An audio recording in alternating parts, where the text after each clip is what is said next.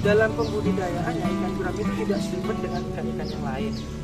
Kalau secara umum saya budidaya mungkin sudah kurang lebih 10 tahunan, tapi kalau untuk fokus di ikan gurami kurang lebih 5 tahunan yang fokus, benar-benar fokus ke gurami saja.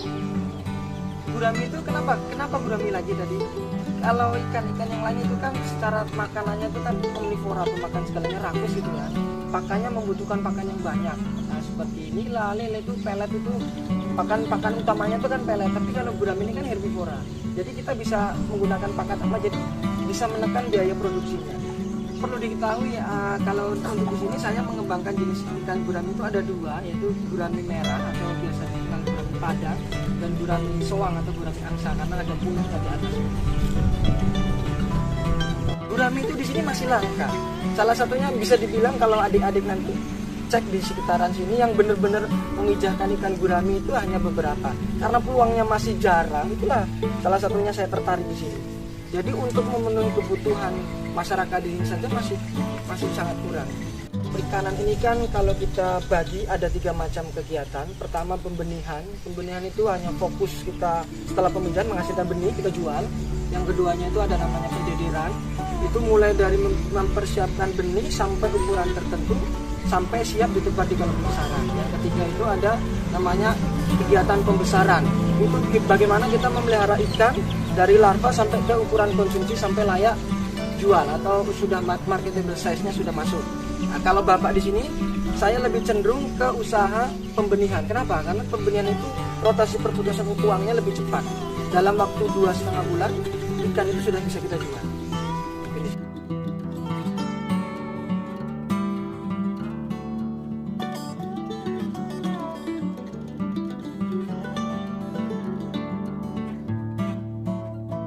Perkenalkan adik-adik sekalian, nama Bapak Bagus Firmansyah SPI.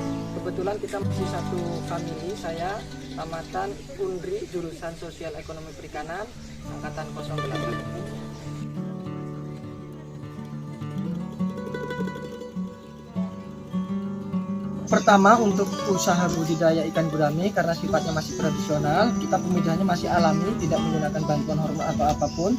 Yang pertama yang kita perlukan yaitu kolam intensif, dindingnya dari beton, dasarnya beton. Kalau untuk gurami, kolam yang diperlukan tuh minimal luasnya 10 meter persegi.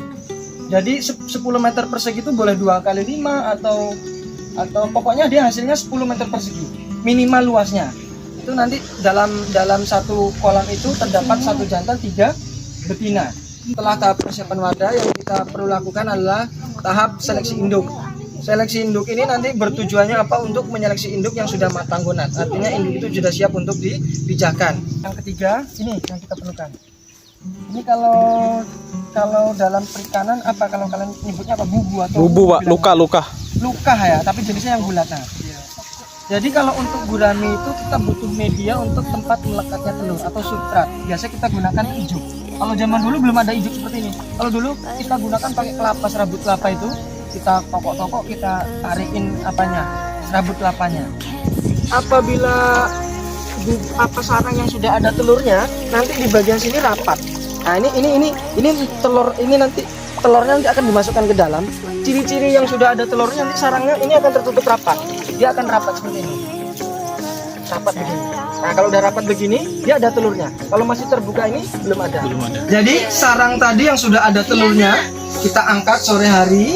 Nanti kita urai telurnya menggunakan ember. Nanti telurnya kita tetaskan di ember ini. Kebetulan mati lampu ya, enggak jalan air asli. Kita tetaskan di dalam ember. Nanti selama di dalam ember ini nanti proses penetasannya kalau gurami itu lebih lama dibandingkan ikan-ikan yang lain. Kalau lele itu 1 kali 24 jam itu dia sudah menetas sempurna. Kalau gurami itu mungkin nanti sekitar 1 minggu baru bisa kita kasih makan. Jadi telur setelah kita angkat dari tempat penetasan itu kita pindahkan di sini, kita biarkan selama 2 minggu itu tidak kita kasih makan apa-apa. Kita biarkan saja 2 minggu itu tidak kita kasih makan apa-apa karena masih ada cadangan kuning telurnya, masih ada yolk sacknya dia. Jadi tadi di sana, nanti di sini terakhirnya ya. Di sini udah berumur sekitar 2,5 bulan, nanti beratnya mencapai ukuran silet udah bisa kita jual.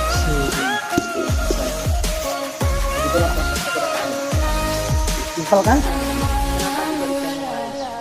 Gurami gurame itu salah satu kelebihannya nilai ekonomisnya sangat tinggi dibandingkan dengan ikan-ikan yang tadi yang saya sebutkan. Yang keduanya, kenapa ikan gurame? Dalam pembudidayaannya ikan gurame itu tidak serupa dengan ikan-ikan yang lain. Mungkin itu.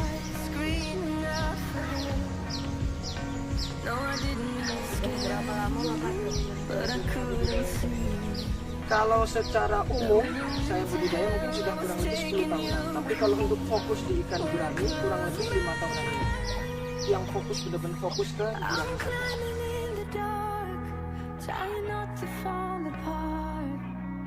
Sometimes I get so high, falling is the only out I see, and I don't wanna take you down with me. Yeah,